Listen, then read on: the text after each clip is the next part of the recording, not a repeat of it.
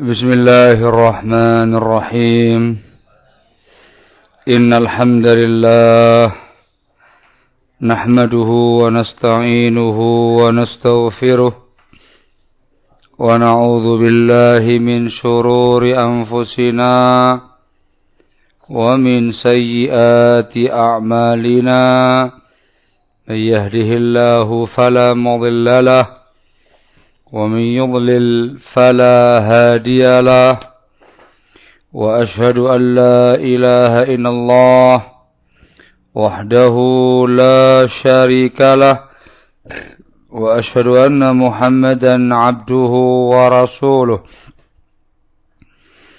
يا أيها الذين آمنوا اتقوا الله حق تقاته ولا تموتن إلا وأنتم مسلمون يا أيها الناس اتقوا ربكم الذي خلقكم من نفس واحدة وخلق منها زوجها وبث منهما رجالا كثيرا ونساء واتقوا الله الذي تساءلون به والأرحام إن الله كان عليكم رقيبا يا أيها الذين آمنوا اتقوا الله وقولوا قولا سديدا يصلح لكم أعمالكم ويغفر لكم ذنوبكم ومن يطع الله ورسوله فقد فاز فوزا عظيما أما بعد فإن أصدق الحديث كتاب الله وخير الهدي هدي محمد صلى الله عليه وعلى آله وسلم وشر الأمور محدثاتها فإن كل محدثة بدعة وكل بدعة ضلالة وكل ضلالة في النار أيها الناس إخوانا في الدين أعزكم الله الحمد لله نحمد الله تعالى ونشكره. Kita bertahmid, kita bersyukur kepada Allah Jalla wa'ala yang kembali memberi kemudahan kepada kita untuk melanjutkan kembali live streaming bedah kitab, bedah buku konsep indah rumah tangga sunnah setelah kita vakum selama 1 bulan. Kita masih pada pembahasan hak-hak istri yang wajib ditunaikan oleh suami. Satu bagian dari pembahasan konsep indah rumah tangga sunnah. Setelah kita bahas tentang kewajiban memberi nafkah kepada istri, namanya hakun nafkah, dan telah diuraikan cukup panjang pembahasan seputar masalah nafkah. Menyisakan 2 hak lagi kewajiban suami atas istrinya, yaitu hakur riayah dan hakur tarbiyah. Istri mendapatkan hak riayah dan hak tarbiyah. Suami berkewajiban untuk meriayah dan mentarbiyah istrinya. Hak yang kedua dari tartibnya kitab ialah hakur riayah. Maksud daripada kata-kata riayatun adalah penjagaan, pengawasan, pengaturan urusan, perhatian dengan urusan. Demikian dijelaskan dalam kamus-kamus bahasa Arab. Dari kata-kata ini maka bisa kita ambil kesimpulan di antara hak istri yang wajib ditunaikan oleh suami ialah 1. Menjaga istri dari mara bahaya. Menjaga istri dari mara bahaya dan hal-hal yang menimbulkan rasa takut serta mengawasi istrinya. Ini satu bagian dari makna ayat tadi. Maka ini menunjukkan bahwa suami harus menciptakan suasana aman, tenang, tentram, damai dalam rumah tangganya. Di antara caranya, yang pertama, menempatkan istri di lingkungan yang aman. Atau yang kedua, bisa mempekerjakan seseorang yang bisa menjaga keamanan rumah dan lingkungan sekitar. Satpam, security. Atau secara pribadi sang suami yang menjadi penjaga dan pengawas istrinya. Ini kewajiban suami. Menciptakan suasana yang tenang, aman, tentram, damai, ditaruh di lingkungan yang aman, semuanya nyaman, sehingga sang istri dan anak-anak merasakan ketenangan dan rasa aman dalam keseharian. Hak mereka, kewajiban suami. Yang kedua ialah memberi perhatian kepada istri. Ini juga masuk dalam bagian makna riayah. Ya, kewajiban suami memberi perhatian kepada istrinya, baik dengan ucapan, dengan perbuatan, mendengarkan masukan-masukannya, memberi waktu. Mereka bahasakan quality time, waktu yang berkualitas untuk keluarga, dan yang lain-lainnya. Dari hal-hal yang secara uruf kebiasaan masyarakat itu merupakan bentuk perhatian, selama tidak ada padanya hal-hal yang melanggar syariat.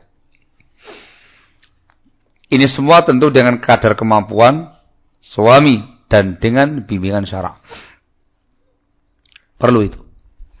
Nah, diperhatikan dengan semua upaya, semua cara yang secara syar'i, secara uruf itu merupakan bentuk perhatian dengan kadar kemampuan dan sesuai dengan bimbingan syara.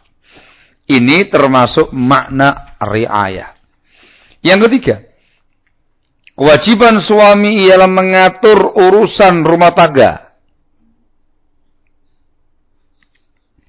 yang terkait dengan suami.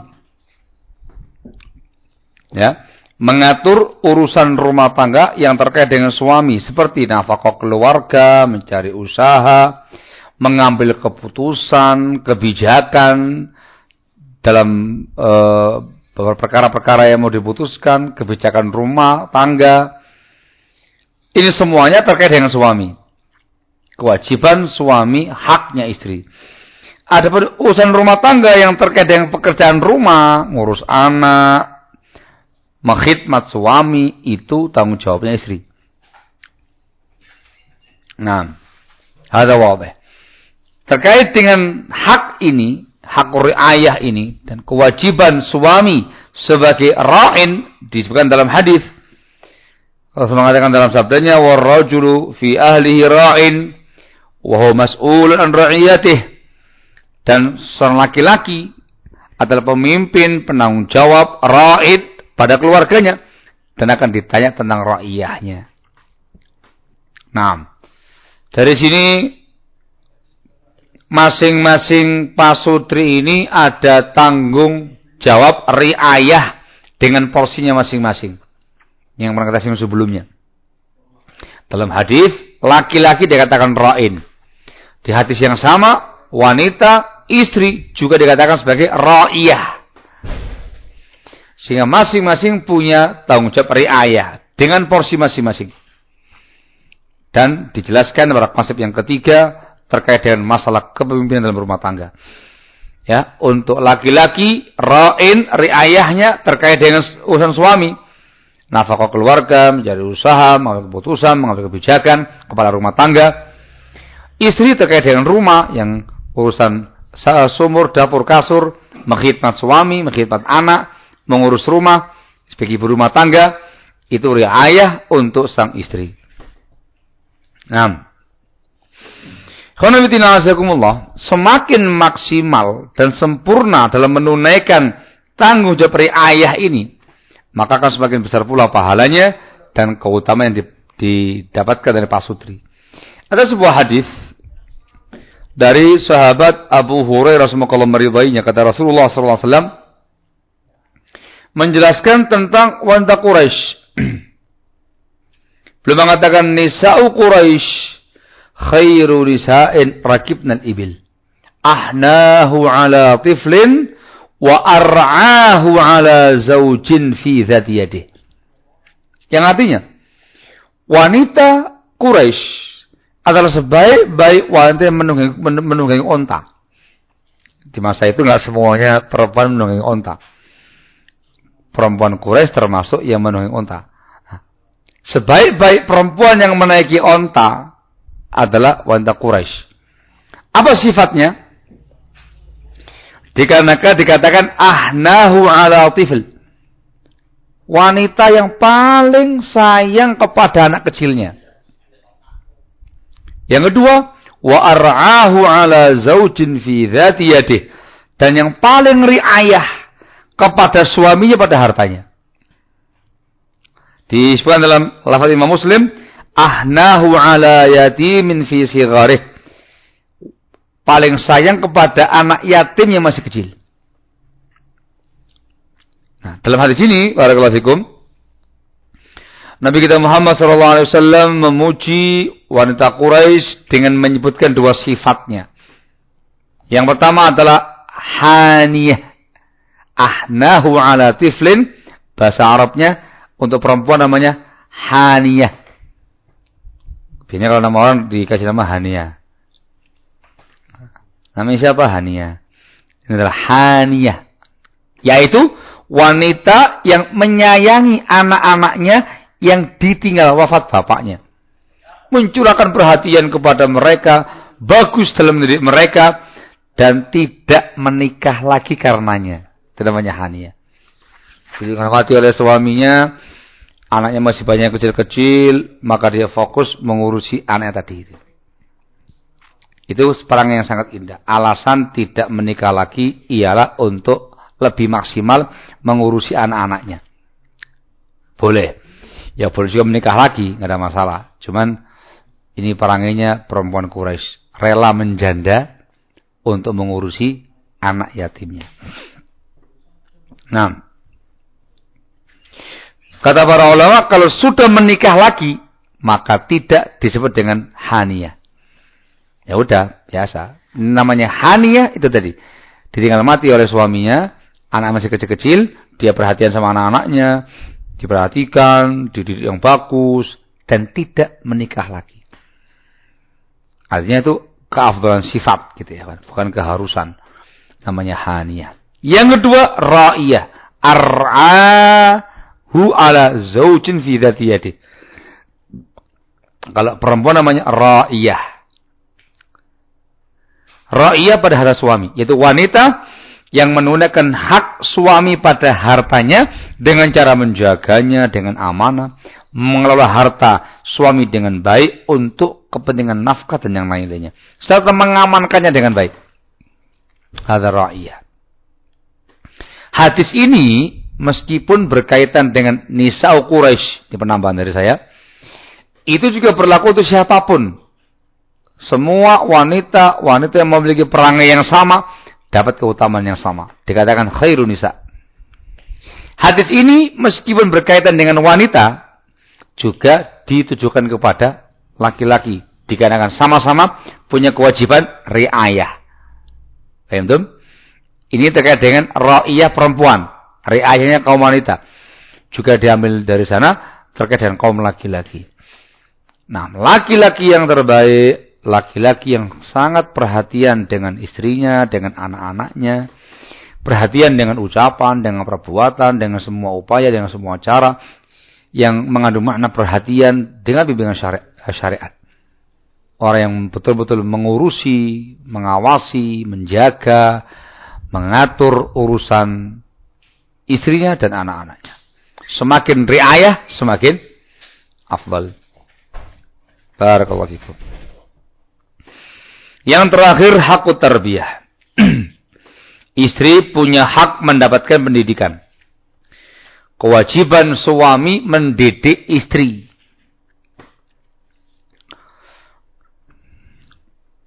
Yang dimaukan dengan tarbiyah ialah menjaga diri dan keluarga dari api neraka.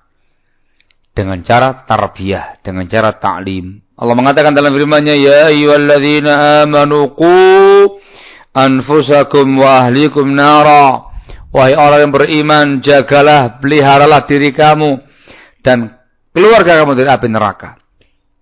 Kata-kata ahlun wa ahlikum, ahl dalam ayat ini adalah zaujah, istri. Dan masuk pula yang namanya anak pada kata-kata nafsun, dikarenakan dia bagian dari dirinya sendiri. Sehingga qu anfusakum, jaga diri kamu, anak-anak kamu, wa ahlikum dan istri-istri kamu dari api neraka. Ahl zaujah. Kemudian menjaga diri dari api neraka itu dengan cara melaksanakan perintah, menjauhi larangan, bertaubat dari hal-hal yang membuat Allah murka dan hal-hal yang mendatangkan azab. Yakni dengan ta'lim, dengan tarbiyah, menjadi hamba Allah yang saleh, yang bertakwa, mentarbiyah anaknya, istrinya, targetnya sebagai anak yang saleh, istri yang salihah, yang bertakwa kepada Allah. Sehingga target utamanya adalah selamat dari api neraka.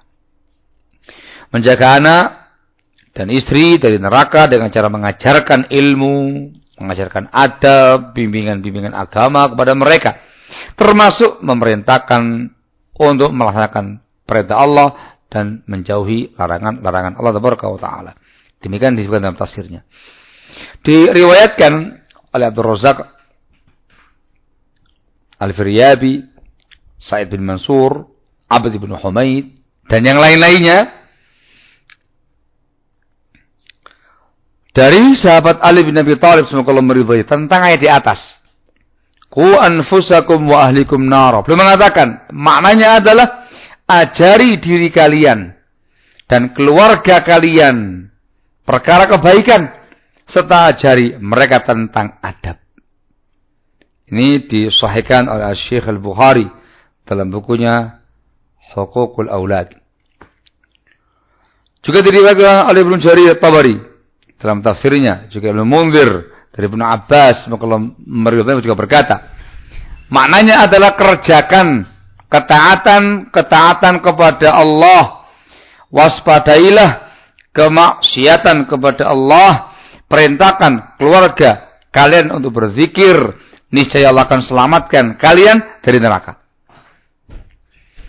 Berkata Ilqiyah, semoga Allah merahmatinya, wajib atas kita mengajari anak-anak dan istri kita bimbingan agama dan kebajikan serta perkara adab yang diperlukan. Ini adalah aqwal para salaf terkait dengan ayat di atas. Sehingga makna qu anfusakum wa ahlikum nar, tarbiyah dan ta'lim. Maka kewajiban suami menjadi laki-laki yang soleh, jiwa yang solihah. Kewajiban suami mentarbiyah, memberikan ta'lim kepada anak-anaknya, kepada istrinya, tarbiyah agama yang benar, sebagai anak yang soleh, solihah, sebagai zaujah solihah. Bisa dengan dia langsung yang mengajari, atau bersama-sama belajar agama, menempatkan anak, mensekolahkan anak di lembaga-lembaga tarbiyah sunnah, atau mengajak taklim keluarga dengan taklim sunnah. Sehingga bersama-sama mengkaji bimbingan sunnah, menjadi hamba Allah yang solehin dan solihat. Nah, hak istri yang wajib ditunaikan suami di samping memenuhi kebutuhan jasadiah, juga memenuhi kebutuhan rohaniyah, yakni tarbiyah. Meliputi tarbiyah akidah yang benar, tarbiyah ibadah, tarbiyah amal saleh seperti salat, puasa, dan segala amal kebaikan. Begitu pula tarbiyah akhlak, tarbiyah adab, muamalah yang baik, wahakala, secara menyeluruh. Berisikan larangan, berisikan perintah agama dikerjakan, larangan agama ditinggalkan. Maka saya katakan di sini, termasuk dalam bab tarbiyah ini adalah mencegah istrinya, melarang istrinya dari ragam kekufuran, kesyirikan, kebid'ahan, paham radikal, kemaksiatan, kefasikan, dan segenap akhlak yang tercela, adab yang tercela. Sehingga ada tarbiyah, mendidik mereka dengan perkara yang baik, ada tasfiyah, membersihkan mereka dari hal-hal yang buruk. Mengajari hal yang baik dikerjakan, memberikan warning hal yang jelek untuk diwaspadai dan tinggalkan. Barakallahu fikum. Kemudian, jika suami memiliki kemampuan secara ilmiah, maka bisa secara langsung mentarbiah istrinya. Namun, jika tidak mampu, maka bisa dengan mendatangi majelis-majelis ilmu, mendengarkan ceramah-ceramah ilmu, membaca buku-buku ilmu bermanfaat, yakni tulisan dari para ulama, Ahlussunnah wal Jamaah, wahakata. Bisa langsung sendiri atau diajak taklim bersama-sama dengan dia. Hadza huwa. Kemudian ditegaskan di sini terkait dengan masalah tarbiyah. Tarbiyah istri dan anak adalah hal yang terpenting yang wajib diperhatikan suami melebihi masalah nafkah. Jangan semata-mata fokus terkait dengan nafkah jasadiah mereka. Yang lebih dipentingkan adalah kebutuhan rohaniyah mereka. Lebih memperhatikan tarbiyah anak, tarbiyah keluarga dibandingkan dengan nafkah. Nafkah sempurna, Masya Allah. Lebih sempurna lagi tarbiyahnya. Kenapa? Sebab tarbiyah terkait dengan satu, kewajiban ibadah kepada Allah. Dua, upaya menggapai keutamaan dan kemuliaan di dunia dan di akhirat. Tiga, kunci sukses rumah tangga. Empat, tumbuh kembang anak keturunan menjadi orang yang soleh. Ketika bapaknya soleh, ibunya solihah, tertarbiyah, terdidik dengan baik, maka diharapkan anak-anaknya nanti lahir anak yang baik, tumbuh kembang dalam perkara kebaikan, menjadi anak yang soleh. Dan masa depan nanti dia yaumul qiyamah. Babnya ini. Sehingga sangat penting memperhatikan ini semuanya. Terkait dengan tarbiyah, suami diizinkan secara syarak untuk menghukum anak dan istrinya. Manakala mereka melanggar larangan agama. Atau tidak mentaati suami dalam hal melaksanakan perintah agama atau menjalankan agama. Terkait dengan hukuman ada ketentuannya ya. Hukumannya ringan, tidak boleh melukai, tidak boleh memudaratkan, dan jika diperlukan. Saya tambahkan di sini, meskipun ada izin dalam syarak suami boleh menghukum anak istri ketika pelanggaran, tanbih dari saya adalah jangan sampai membangun tarbiyah anak istri di atas prinsip menghukum. Itu salah. Jangan membangun tarbiyah dengan prinsip mengancam, menakut-nakuti. Awas, kalau kayak gini maka begini. Hukum, dikit-dikit ikop. Maha kata. Hukum asal yang namanya tarbiyah itu dengan rahmah, dengan kasih sayang, dengan tasji, support. Diberikan support untuk mengerjakan perkara kebaikan. Disupport meninggalkan perkara-perkara yang mungkar. Dengan penuh kasih sayang, dengan penuh rahmah, dengan penuh syafaqah, dengan penuh perhatian. Itu hukum asal. Sehingga iqab ini, hukuman ini sifatnya insidentil ketika sangat diperlukan. Cara-cara yang persuasif, cara-cara yang lembut, tidak mempan. Dan ada pelanggaran yang cukup fatal. Tidak mungkin didiamkan. Maka ada waktu untuk tegas diiqab. Tapi harus ringan, jangan melukai, jangan memudaratkan, dan jika diperlukan. Atau wabah. Tolong ya, jangan membangun tarbiyah keluarga dengan cara iqab atau ancaman. Tapi bangun tarbiyah keluarga dengan kasih sayang, kelembutan. Tapi ada kalanya tegas dengan ketentuan yang disebutkan di atas. Dalam bab tarbiyah, barakallahu fikum, wajib adanya ta'awun alal birri wa taqwa di antara pasutri. Ya, adanya ta'awun. Ta'awun dalam mengerjakan kebaikan, ta'awun dalam meninggalkan larangan, juga ta'awun dalam mentarbiyah anak-anak. Allah mengatakan dalam firman-Nya, "Wa ta'awanu 'alal birri wa taqwa wa la ta'awanu 'alal itsmi wal 'udwan." Ini saya tanbih dikatakan sebagian pihak, saya nggak mengatakan orang awam, sebagian ikhwah bahkan itu punya semacam kayak fikrah, pemahaman yang namanya tarbiyah ada urusan istri. Dia nggak cawe-cawe, nggak mau tahu terkait dengan tarbiyah anaknya. Taunya dia mencari maisha. Hal khata. Salah besar. Tarbiyah itu tanggung jawab suami. Suami yang mendidik, suami yang mentarbiyah istrinya, mentarbiyah anak-anaknya. Istri ta'awun, membantu suami mentarbiyah anak-anaknya. Gitu loh. Karena istri yang sering bersinggungan dengan anak, lebih banyak bersama dengan anak-anaknya. Tapi kewajiban pertama itu suami.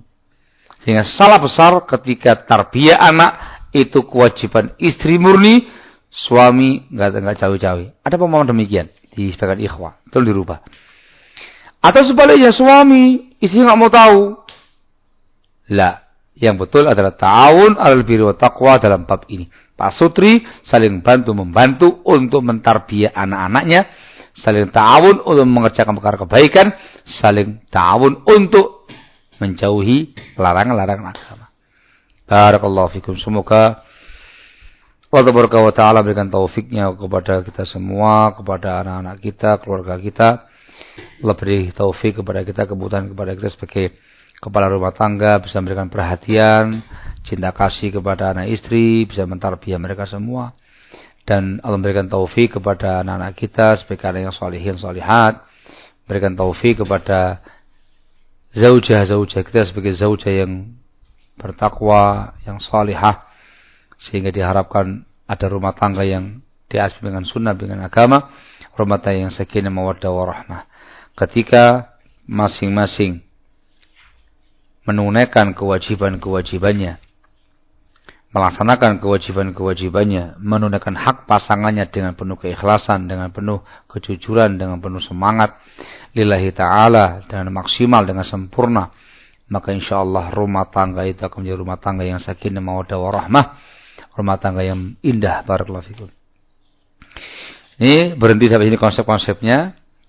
Adapun konsep yang berikutnya dibahas dalam pembahasan berikutnya. Pembahasan yang kelima tentang ceriakan harimu bersamanya. Ada prinsip yang namanya mula'abah, ada prinsip yang namanya muda'abah, ada prinsip yang namanya mudhahaka, musabaqah, mudhaja'ah, dan segala macamnya. Akan dibahas panjang insyaallah. Kemudian konsep yang berikutnya romansa rumah tangga, menciptakan hal-hal yang harmonis, yang romantis, percikan-percikan cinta secara berkala, menciptakan suasana yang romantis. Barakallahu fikum. Kemudian pada pembahasan yang ketujuh, diingatkan bahwasanya pasangan hidup kita adalah manusia biasa. Dia hanyalah manusia biasa.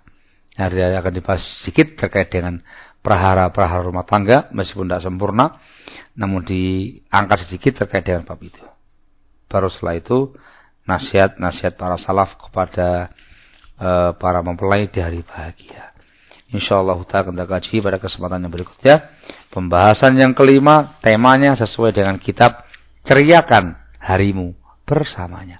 Insyaallah taala, wallahu tabaraka wa taala a'lamu bis-shawab. Walhamdulillahi rabbil alamin. Oh, kok malah jadi banyak perhara rumah tangganya ini.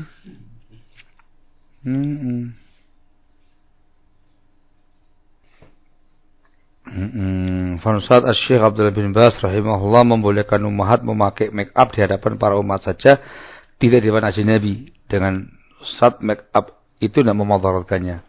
Apakah kami boleh memakai make up yang ringan ke tempat taklim, memakai lip gloss sebagai pelembab bibir, celak dan bedak yang ringan? Iya, yang beliau tekankan di sini adalah yang pertama, tidak membahayakan. Pilih make up yang alami, yang natural, yang tidak membahayakan kulit sekarang atau di masa akan datang. Yang kedua, hanya di hadapan para wanita juga, bukan ajnabi. Tidak boleh ditampakkan pada laki-laki yang bukan mahramnya. Ya boleh di kalangan perempuan. Cuman yang ditanbih di sini adalah jangan sampai kajian, lagi taklim dan segala macam, jangan jadi kajian pamer kecantikan. Gitu loh. Gitu ya, menor-menoran. Lah, Sekedar untuk supaya segar, nampak fresh, labas, ringan saja. Gitu ya. Nah, lebih afdal lagi ialah ketika itu semua dikasihkan untuk suaminya. Gitu. Tidak ada masalah pada fatwa ini. Barakallahu fikum jami'an.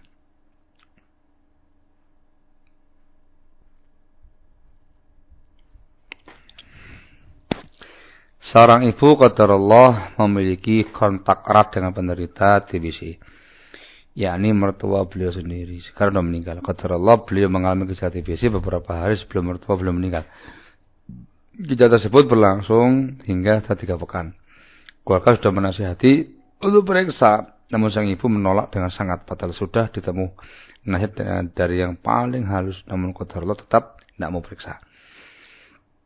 Apakah berdosa jika sang anak enggan menengok sang ibu karena sang anak memiliki anak yang masih bayi dan khawatir terhadap dirinya atau bayinya biar ternyata ibunya benar-benar positif TBC? Bagaimana caranya agar sang ibu mau diperiksakan? Ini harus disampaikan secara terbuka dan dengan cara yang baik kepada sang ibu.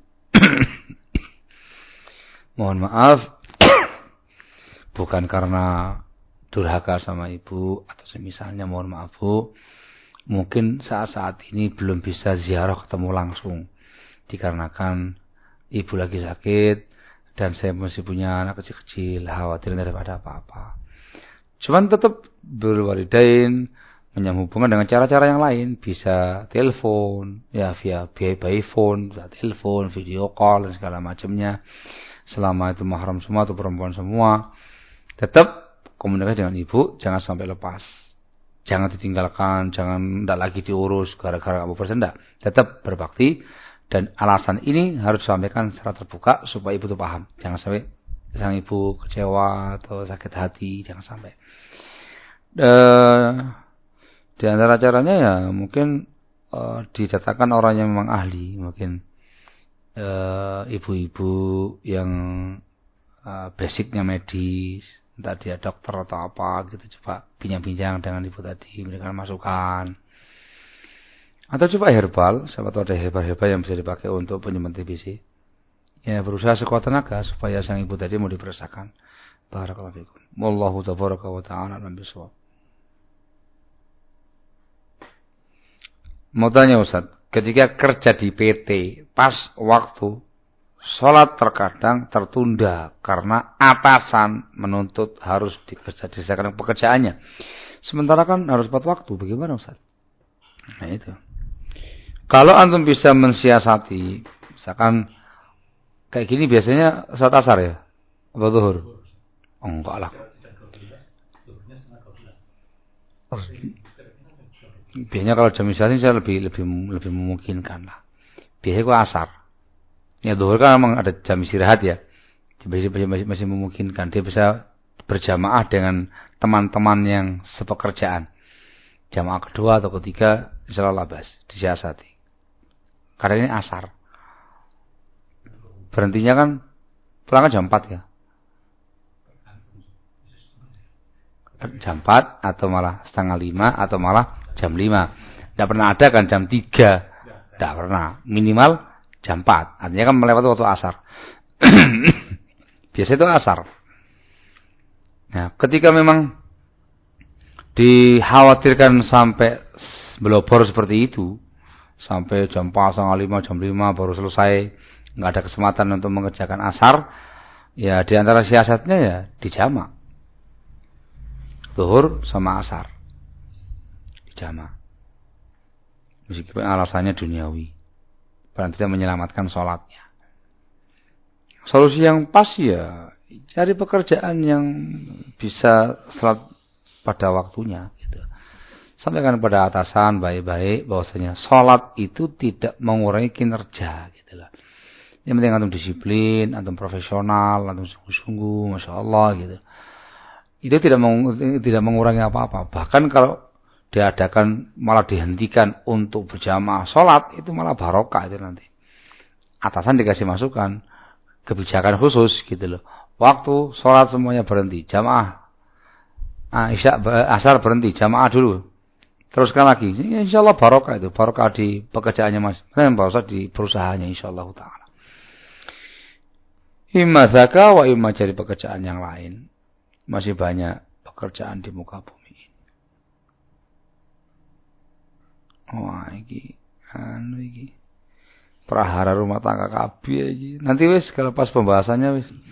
Pertanyaannya menyesuaikan ya. Ini pertanyaan terkait dengan masalah prahara rumah tangga ini pas pada pembahasan dia adalah manusia biasa. Nanti cocok insyaallah. Wallahu a'lam bissawab. Semoga bermanfaat. Walafu minkum. Sampai sini saja pembahasannya dan insyaallah perjumpaan berikutnya adalah hari Selasa keempat ya. Bulan ini insyaallah taala diteruskan kembali. Semoga manfaat. Naktafi lahuna subhanaka wa bihamdika asyhadu an la ilaha illa anta astaghfiruka wa atubu ilaik walhamdulillahi rabbil alamin.